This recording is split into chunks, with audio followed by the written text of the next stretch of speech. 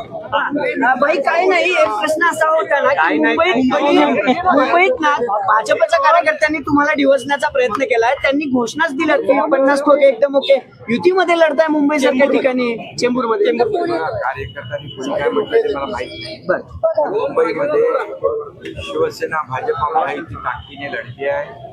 विकासाच्या मुद्द्यावर आम्ही लढतोय आणि 2.5 वर्षामध्ये माझं मुख्यमंत्री पदातलं काम समोर आहे. देवेंद्रजींचं वर्षभरातलं काम समोर आहे.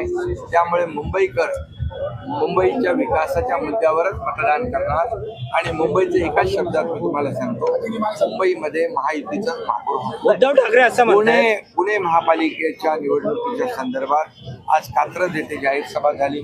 तुम्ही पाहिलं की इथले कार्यकर्ते किती उत्साही आहेत आणि या ठिकाणी काही ठिकाणी युती झाली, काही ठिकाणी आम्ही स्वबळावर लढतोय.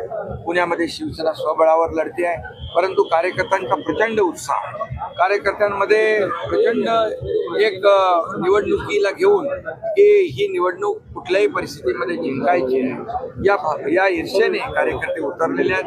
गेले अनेक वर्ष त्यांची सत्ता होती, लोकांनी त्यांचाही अनुभव घेतलेला आहे. शिवसेना पहिल्यांदा या ठिकाणी स्वबळावर एक लढती आहे आणि त्यामुळे या भागातला कात्रजचा विकास असेल, पुण्याची वाहतूक असेल, या ठिकाणी ज्या काही सोयी सुविधा पिण्याच्या पाण्याची व्यवस्था आहे, झोपडपट्टी आहे, झोपडपट्टी पुनर्विकास आहे, क्लस्टर आहे, या सर्व आणि ते विभाग माझ्याकडे असल्यामुळे नक्की या ठिकाणी देखील पुणेकरांना न्याय मिळेल. झोपडपट्टी मुक्त पुणे हे होईल.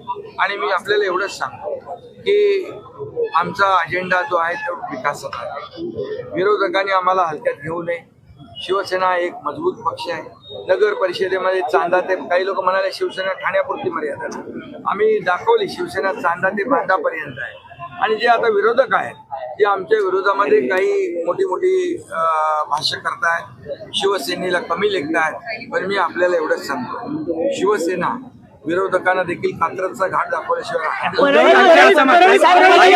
उद्धव ठाकरे असं म्हणतायत काँग्रेसचं सरकार होतं, उद्धव ठाकरे असं म्हणतायत काँग्रेसचं सरकार होतं तेव्हा गोहत्या 9 नंबरला होती, तुमचं सरकार महायुतीचं आलं तेव्हा 2 नंबरला गोहत्या आली. सर्वाधिक गोहत्या तुमच्या काळात. गोमातेला राज्यमातेचा दर्जा देण्याचं काम मी मुख्यमंत्री असताना केलं. हे पहिलं राज्य देशातलं आहे गोमातेला राज्यमातेचा दर्जा देणारं. आणि जिथे कुठे असं होत असेल त्यांच्यावर कठोर कारवाई केली जाईल.